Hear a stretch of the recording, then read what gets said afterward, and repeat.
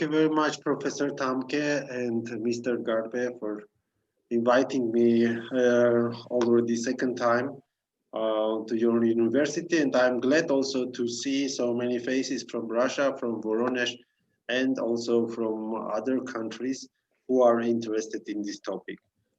I will share my screen and I hope you can see my presentation. Can you see my slides? Yes, we can. Yes, okay. So I will speak on the consequences of the last war, but also there will be a short part about the historical background of this conflict in order that we may better understand what's going on now. And as Professor Tamcke said, I'm teaching religious study at American University of Armenia, and also I'm developing projects in the Diocese of Armenian Apostolic Church in Vayadzor, and they are mostly social projects nowadays for refugees from Nagorno-Karabakh, but also for COVID pandemic and some other critical topics. So let me start with this picture, which was taken also in Germany, in Munich, by a security conference held on 15th of February this year. And as you can see here, these two leaders of Armenia and Azerbaijan are sitting and trying to discuss on the conflict of Nagorno-Karabakh. President Ilham Aliev and Nikol Pashinyan referring to the history and also mentioning about their understandings of the land in Nagorno-Karabakh and who is the owner of that land. Yeah, the question of belonging was very clear spoken out there. And as you can see on the face of moderator, Miss Celeste Wallander, she is the president of US-Russian Federation Foundation. She's laughing, yeah. And this is an expression what we see through a whole process of this conflict, that some people are watching, some people are giving a space, but when the war is starting, there is almost no real participation except of just a little bit smiling, a little bit being nice and polite, and that's it. Yeah. And some of the journalists, they called this conversation a kick-off. It is like a soccer game, like a football, which started, but then it ended with a war. So during this conversation between these two leaders, it was mentioned that, Nagorno-Karabakh here, it's an Azerbaijani land, and President Aliev was clear enough to say, there is no other solution than to take it back. Yeah. And Premier Minister Pashinyan was reciting the ancient maps or historical facts about Armenia being as large as from Caspian Sea till the Mediterranean, which was in the first century before Christ by Artashidian Empire under the Tigran the Great. But also you can see that during the history, Armenia was becoming smaller and smaller, and during the first Armenian Republic in 1920, the borders were almost 1/10 of the historical Armenia. So this question of historical ownership is sometimes always there in the mind of Armenian society, but it's almost always is ignored by larger societies or by journalists. Yeah. Also, when they speak about escalation, or when they speak about the conflict of Nagorno-Karabakh, many foreign journalists, they just say, yeah, that was a mass nationalist or separatist movement. Yeah. But we know that the first protests were very peaceful, and that was on 13th of February 1988 in Stepanakert, and later also in Armenia. So let's see. I know that some of you are interested in hermeneutics, so let's ask, who are these people? Yeah, because these pictures are not from Stepanakert, and these are the protesters from Eastern Germany, yeah, and they say, "Wir sind das Volk," we are the nation, and yeah, they don't want to live anymore in two separate countries. So are they also nationalists? Are they also separatists because they were refusing to live farther in Warsaw Socialist Bloc? Yeah. Again, another picture from Eastern Germany, demonstrations where there were quotations like this, that there is no nation of democratic German Republic, there is no nation of federative German Republic, there is only one German nation. And this is 1989, 1 year later, and everyone was excited, everyone was saying, yeah, it's their right. These two countries, they were one. Historically, that's one nation, so they should be again one. So in case of Germany, this guy, Mikhail Gorbachev, he was the hero, and he got also, Anerkennung. That's a special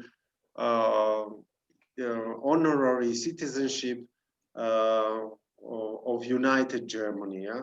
But he was also last general at the same time, general secretary of the Communist Party in Soviet Union. And he did nothing at all except calling Armenians extremists, separatists, and nationalists. And that's it. So immediately after that,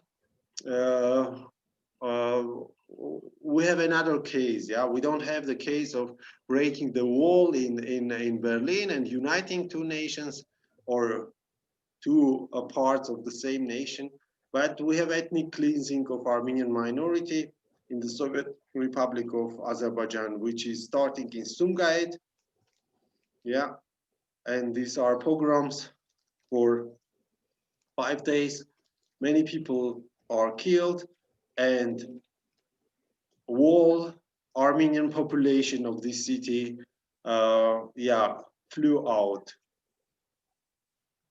In the same year, 1988, in November, are starting the pogroms in Kirovabad. Now this city is called Ganja. An Armenian population, about 100,000 people, is also forced to leave their homes. Many of them are seeking refuge in the church, and Soviet soldiers are trying to protect them, but they are not allowed to use weapons. So there comes to clashes between Azeri masses, Azerbaijani, mostly male mobbing groups with Soviet soldiers, and several people are dying.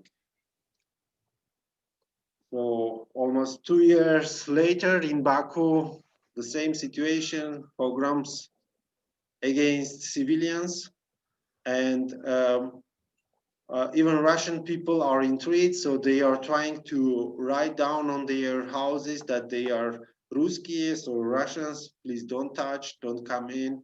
And that was the only way to protect themselves. But we know that also some Russian families, especially who were the families of Soviet officers, they were also punished by Azerbaijani forces or mobbing groups.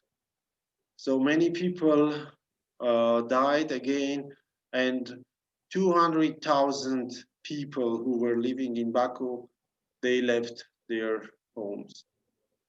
So here are also scenes of protection by Soviet troops, and there were also clashes with them, and also many casualties happened in this time. So after that, it was clear that the conflict will not settle down, and already in January 1992 started the massive war with the use of heavy techniques, and it continued till 1994. In May, there was a ceasefire, and after that, some people were saying that this was a frozen conflict, but the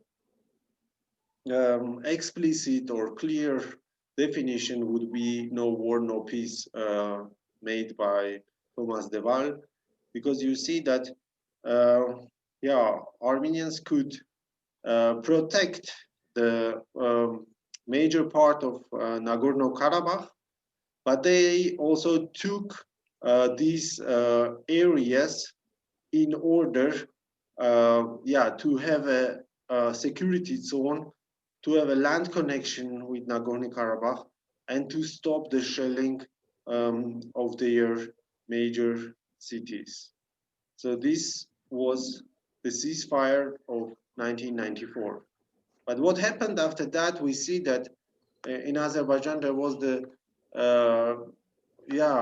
an attitude of total denial of Armenian existence in that area. So they started to take out all heritages from Azerbaijan, and also from Nakhichevan. That's the area here, which was given also by Stalin to Azerbaijan, like Nagorno-Karabakh. So this medieval cemetery of Julfa was, one of the most important places where we have our crossstones, and the icons are very holy in Russian Orthodox Church. In the same way, our crossstones are also sacred for our tradition. But they were destroyed, and the extermination of the crossstones by Azerbaijani military was done just in one day, and they dropped everything in the river of Arax on the border with Iran, and they built a military regiment there with a shooting place in order that no one can go there anymore and look on this. Only one cathedral, Armenian cathedral of Baku, survived, but without crosses. And this was known as a library also in Tsaristic times. 5,000 manuscripts were there. First it was burned in December 1989. But after that, they wanted to make an attraction of tolerance. And nowadays it's officially a presidential library where only some people can go there. And it's not an open public space at all, but this is the only building that reminds that there was an Armenian culture in Baku. The next one, Armenian Church of Holy Virgin, built in the 18th century, was demolished in 1992. So this is one of the last pictures, and now it's look like this. There are restaurants here, something like market space, and that's it. Yeah. So coming to this year, there were very bad escalations already in July. especially here on the border of Nakhichevan, but also in Tavush area. And yeah, that was not clear why Azerbaijan is attacking the border of Armenia. But nowadays, many specialists, they say, yeah, they were trying to see how is our defense at all, and what will Russia say? Because after these clashes in July of this year, Russia, as our ally, said nothing at all. Yeah, but Turkey started to do a military preparation with their ally. So Azerbaijan and Turkey brought their forces both in Nakhichevan and also all over Azerbaijan. Officially, it should be just for 10 days till the middle of August, but as we know now, the technique of Turkish troops stayed there. And they tried on the 27th of September to do a blitzkrieg, which didn't work because their idea was to conquer whole Nagorno-Karabakh within 2 or 3 days. But as you know, there was a martial law immediately in Armenia, and there was a strong mobilization. Many people went there as volunteers, and many people, yeah, unfortunately lost their lives because the forces were not equal, and the technique on the side of our opponents was much more stronger. There were forbidden cluster bombs, for example, used for military, not only for military personnel, but also, yeah, in normal cities like in Stepanakert or Shushi, destroying, like you see here, the market space, killing many peoples.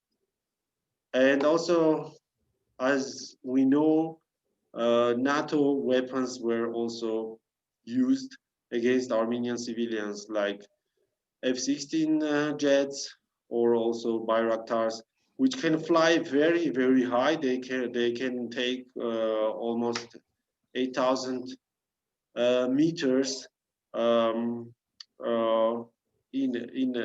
the air, and then yeah, they can hit yeah, the ground aims without problems, and they are very expensive. They cost 5 million US dollars, and more than 10 of them were crashed by Armenian defenders, but still that was not enough.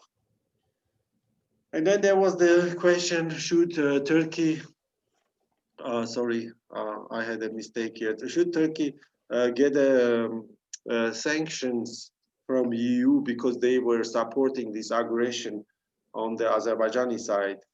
And there were these countries like Greece, Cyprus, France, and Austria, and Slovenia who were supporting this process, but most of the countries remained silent, and these 4 countries like Spain, Italy, Malta, and Germany were against that.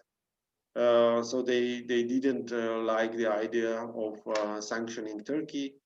We know maybe Malta and Italy had the fear of getting new refugees. That's why they said maybe no. Spain has the problem of Catalonia and Basquish region. That's why maybe they said also no, let's Azerbaijani take over the Nagorno-Karabakh. But in case of Germany, that was not clear. Some experts were saying that, yeah, Germany has a very big Turkish community, and that's the problem, or they have yeah, economical connections with that country. But the clear case was that also the Bayraktars, these fighting drones, were also a problem because they were, first of all, the cooperative projects between Germany and yeah, also some other countries like also Canada, United States, Austria, and England, and these parts which were hitting and killing people, the armament was developed originally in Germany. Here is now a declaration by TDV Warhead Systems, that's a company in Bavaria, who says, no, we don't do anything for these Turkish drones.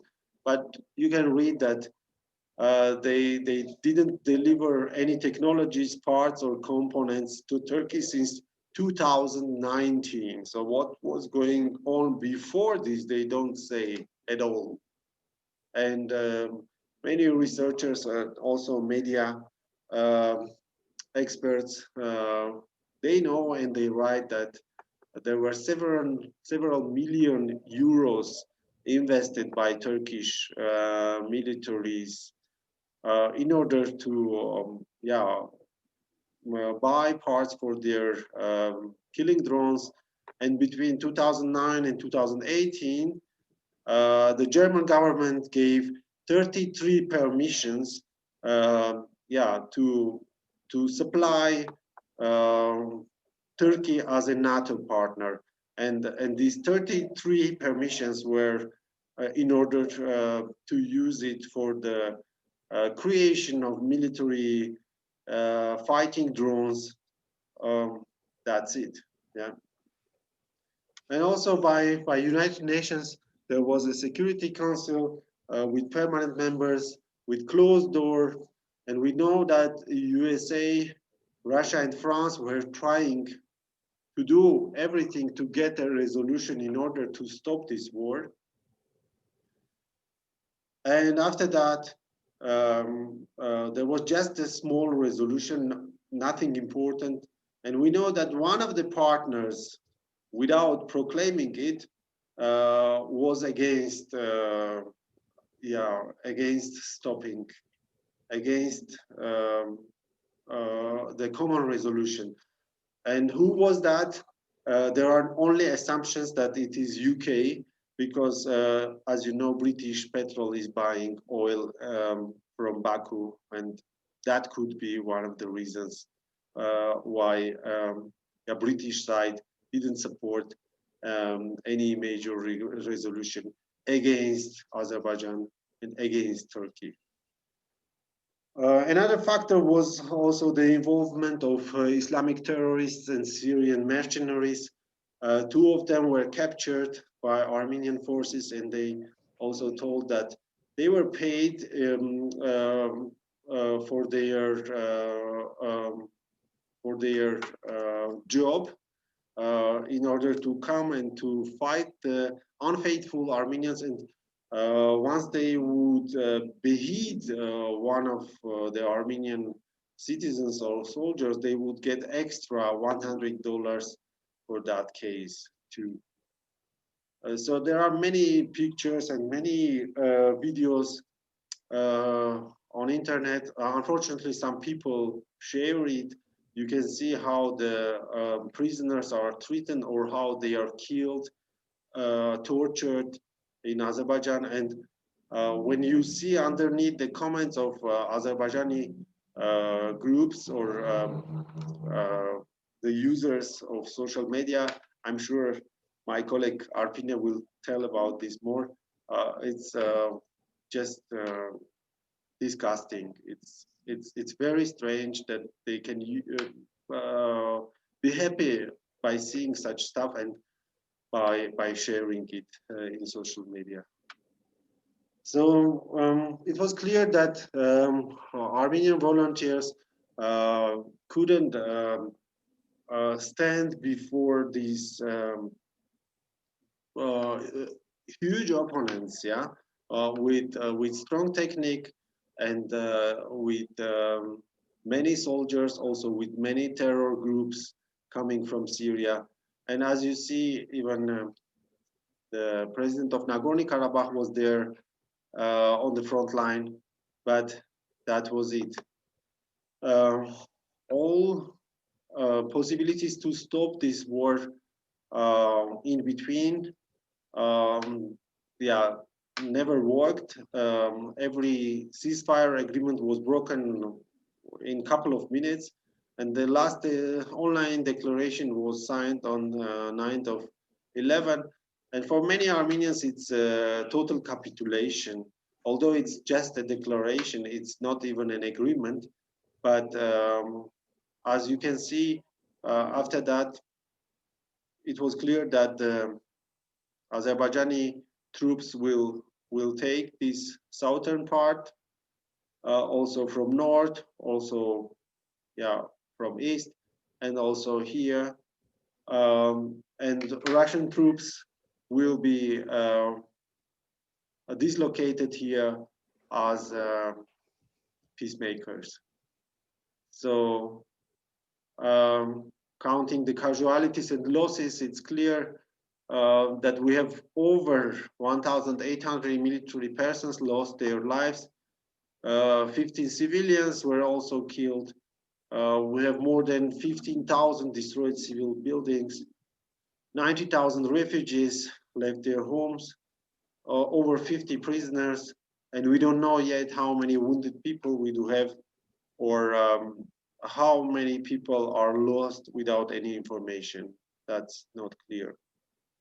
And one of the strangest consequences is that the democracy in Armenia is now endangered, because several groups supported by the former government, some oligarchs or some also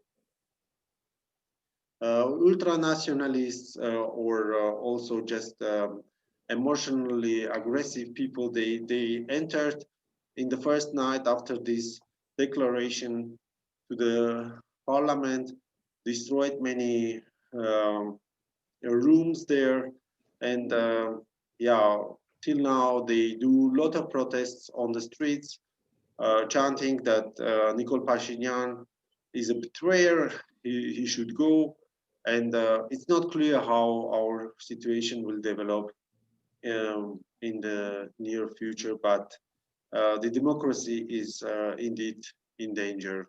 And it's pity that no one from European countries tries to come in and tries to support us.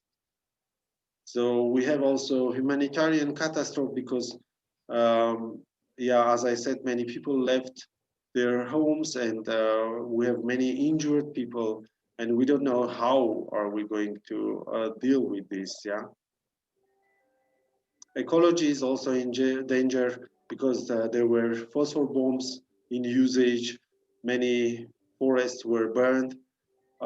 Also, yeah, many killed people were left just in these areas, and no one could take them and bury them, and that's also a big danger of infection. So churches were destroyed. As you know, the Cathedral of Shushi was hit from the air 2 times.